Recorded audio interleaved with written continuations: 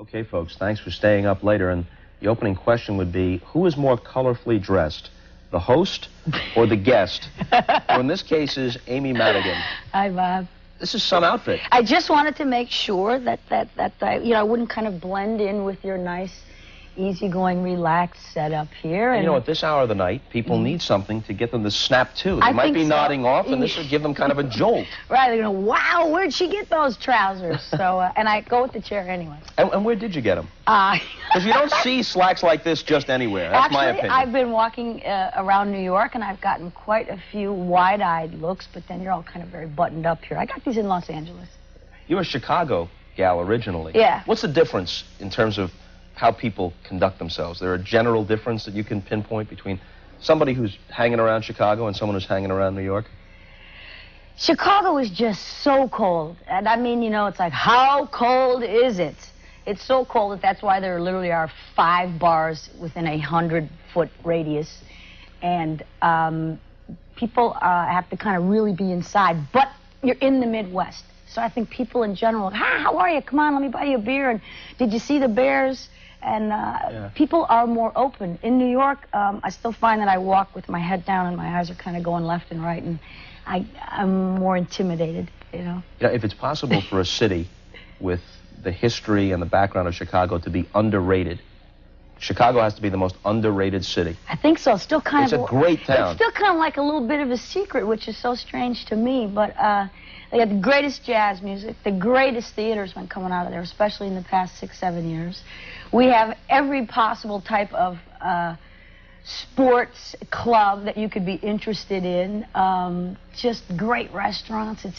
Architecture's beautiful. And like you say, there's still a feeling of neighborhood in Chicago. Oh, yeah. And yet it is obviously, what, the 3rd biggest city in the United States. I mean, it's I'm Irish Catholic and proud of it, and everybody that I went to school with here, Polish, Lithuanian, Italian, you know, Hispanic.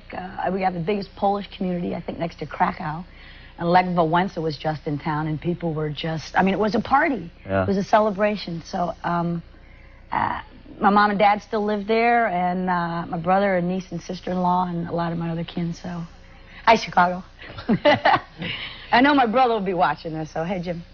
We're going to talk about the Field of Dreams and some of your other movie work shortly, but it's interesting to find you sitting here on television because while you haven't done that much television, right, a couple of the things you've been in have made an impact. More recently, Roe versus Wade, and before that, The Morning After, which was a very controversial... Day After. The Day After, I'm sorry. Yes. I'm glad you bring them up because I think sometimes people have a strange idea about television, you know, and I make decisions, I think, like anybody else. It's like, what's the subject matter? Who are the people I'm working with? Is this going to be a good show or not? The Roe versus Wade, which I'm very, very proud of, won some awards, and I'm proud of that because it draws attention to an issue that I'm very involved with, which is the pro-choice issue. Whatever anybody thinks about the topic, and I don't want to get on a 5-minute soapbox here, I just think the point is choice. We all have a right to make up our own minds and to have a choice. So becoming part of that television movie was very, very important to me. You think it would have been possible for you to play the role if you hadn't felt that way politically? If you just looked at it as an actress and said, this is a good role, could you have played it as well?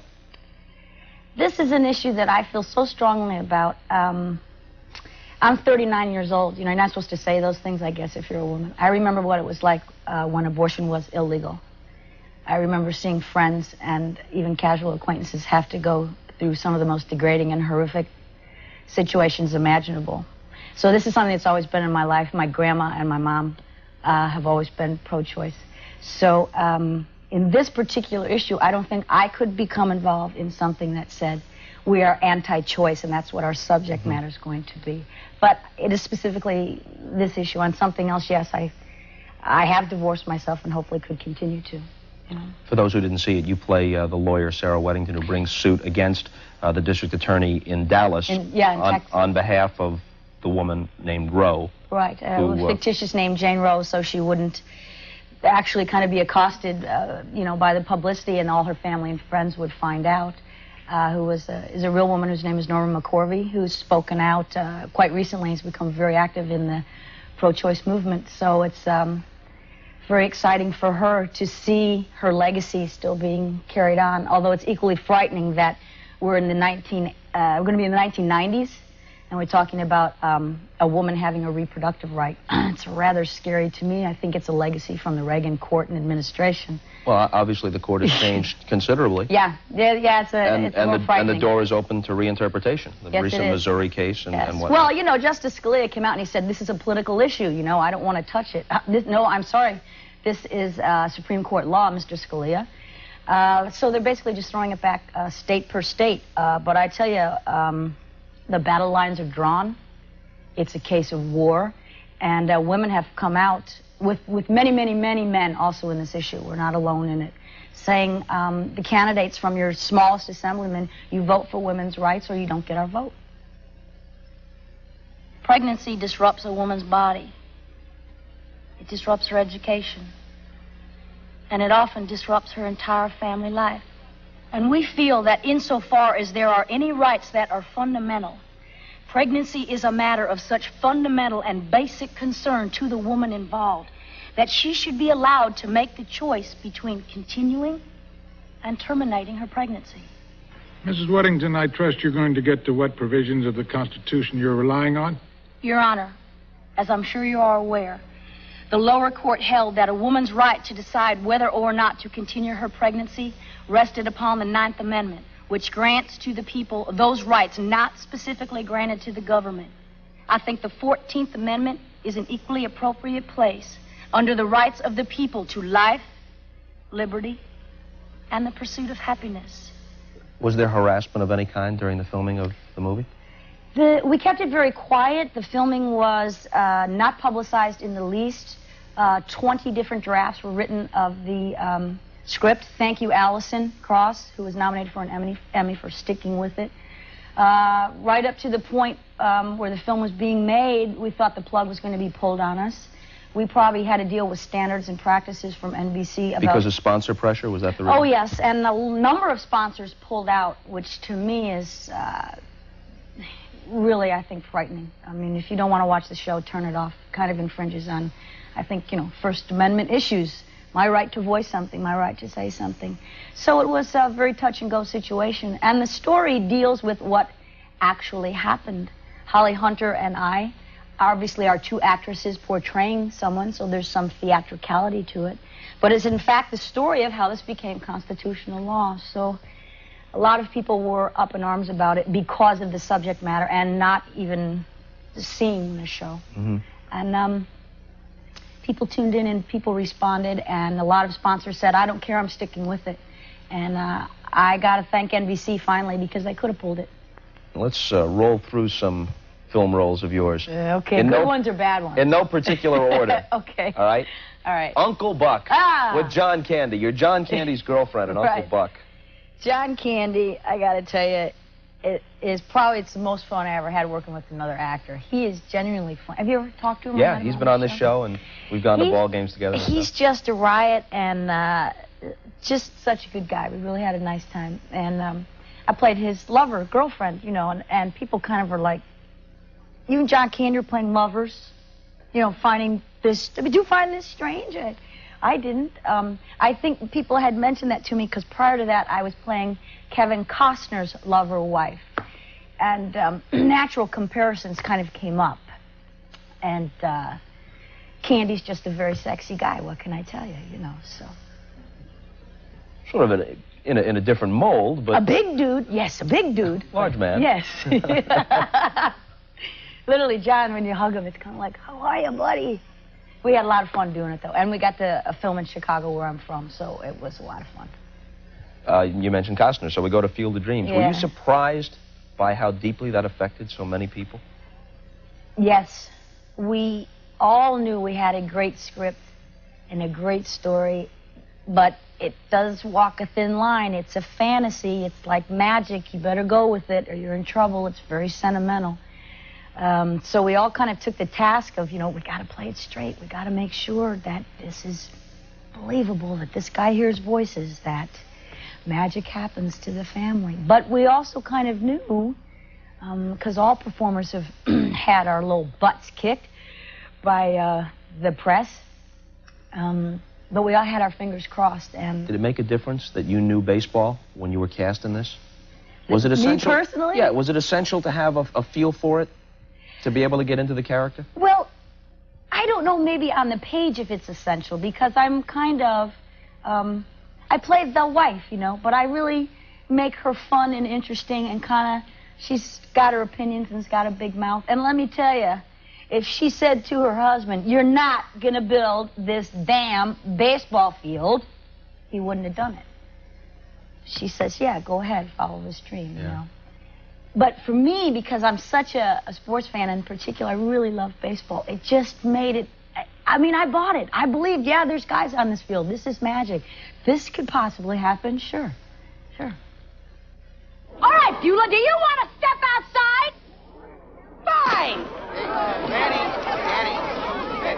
Well, All right, honey.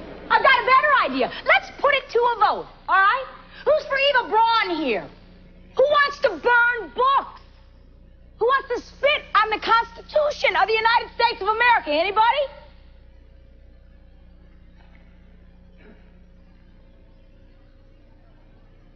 All right. Now, who's for the Bill of Rights? Who thinks freedom is a pretty darn good thing? Come on, let's see those hands. Who thinks that we have to stand up to the kind of censorship that they had under Stalin?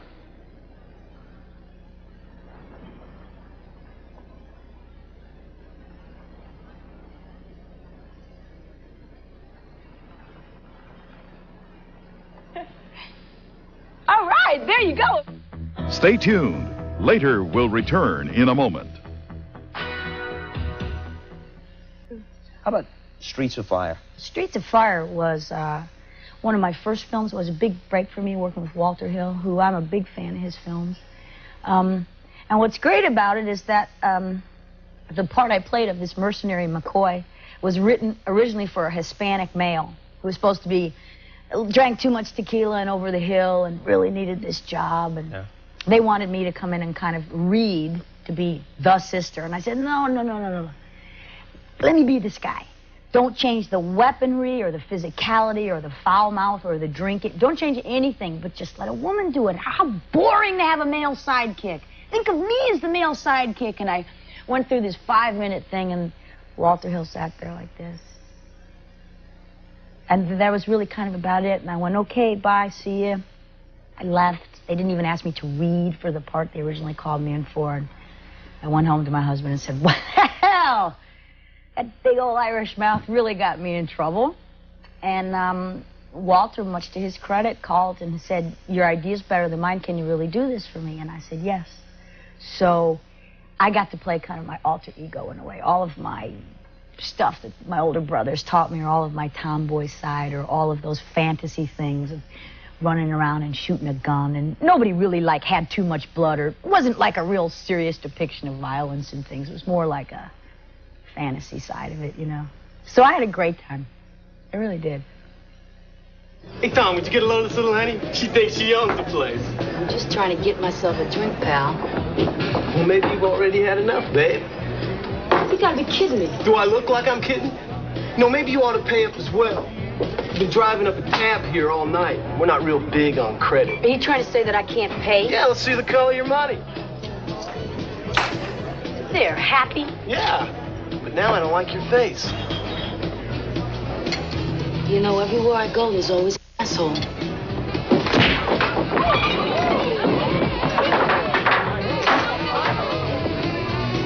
Hey, you got any preferences? I've always been a tequila man.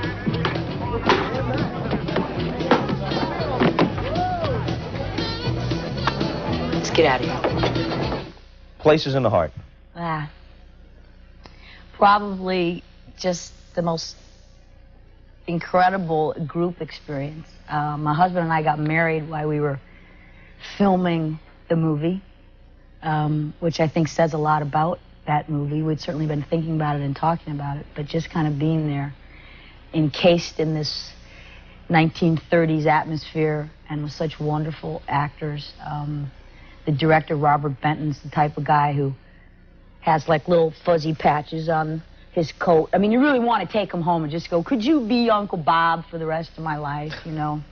And we made a beautiful film, you know, so it was a pretty extraordinary experience. And I played a character, well, let me put it this way. Oftentimes, I get called upon to play like the junkie slut or, you know, a tough girl or someone who's got or somewhat aggressive or something, which I think if you got an opinion and you're aggressive, it's too bad that that's looked upon as unusual in Hollywood circles. But anyway, the woman I played in Places in the Heart was kind of, she was very well-educated college grad and very soft and quiet, having an extramarital affair, and clearly did not belong in this time frame. She'd been born 20 years down the road. And I was very quiet, and I had little to say, actually, in the film. And my hair was dyed black, and I was a very different person. And I look on it as a really good piece of my work, because a lot of people don't even know that kind of I'm in that film, or when they find it out, they say, gee, really? That's a compliment to me, you know. You and Ed Harris, and I assume the folks out there know him from Places in the Heart, and also as John Glenn in All the Right Stuff. Right. But you and Ed Harris get married during the filming. What was the ceremony like? Well, we had been talking about getting married, and then we went to the little town hall and actually got a license out, but we hadn't done it yet. And there was a little corner cafe that we like to go to and have our ham and eggs and coffee. And we had found this dog. Her name is Girl Dog, who's still our dog, walking around the streets of Waxahachie. So we kind of formed this little family.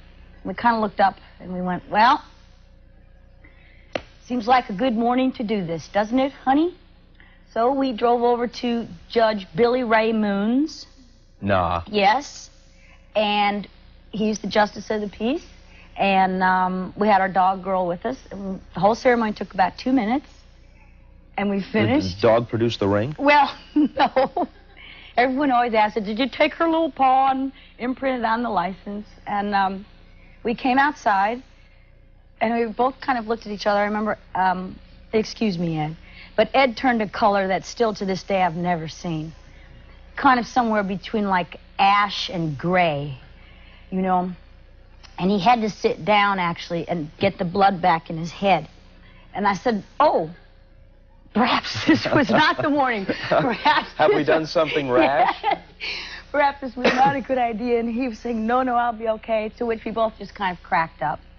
And then we drove over to the county line to get some beer because we were in a dry county.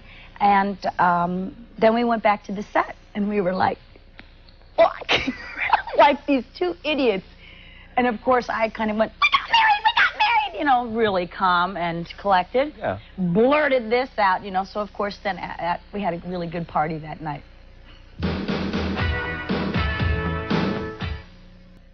The Cubs, Amy. Well, I'm from the South Side. I should be a Sox fan, but I'm not. I'm a Cubby fan. You know, if you're a Cubby fan on the south side of Chicago, near Comiskey Park, you got to learn to defend yourself. Yes, this is very true.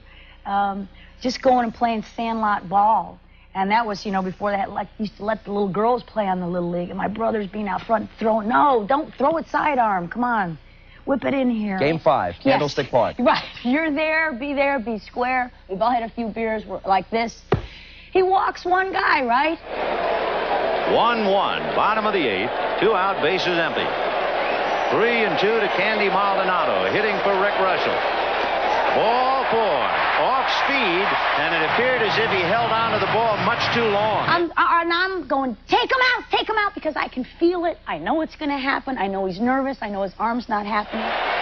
2 down, 8th inning, a 1-1 tie. Maldonado goes, ball 4. He walks another guy. The veins at this point now are like popping out of my throat. I'm on the phone to my brother, and I'm on the other phone to Van Nuys, to my buddy. Take him out of the game. He's pitched a great game, but to this point, it's at the point where it's time to pull to the side of the road and raise the hood. They're flashing the camera over to Don Zimmer. I'm going, Don Zimmer! I'm yelling at him. Don, what are you doing, buddy? And they're up and at him again. 3-0 to Robbie Thompson. Ball 4. DeRocher used to have an expression, stick a fork in him, he's done. And that's the story for Bielecki. Then he walks the third guy. I mean, I think there are people, I'm still in mourning over it myself. I don't know if there's a lot of people in Chicago that's going to have a devastating psychological effect. And then in comes the wild thing, Mitch Williams. Oh, God. But he's got to face Will Clark with the bases loaded. Oh, I know. Will Clark. Is there a man that I really hated him during that playoff series? I mean, he's a wonderful athlete, but you need to personify that venom and hate. And I could do that with Will. I could really do that, and we were doing imitations of Will around the house.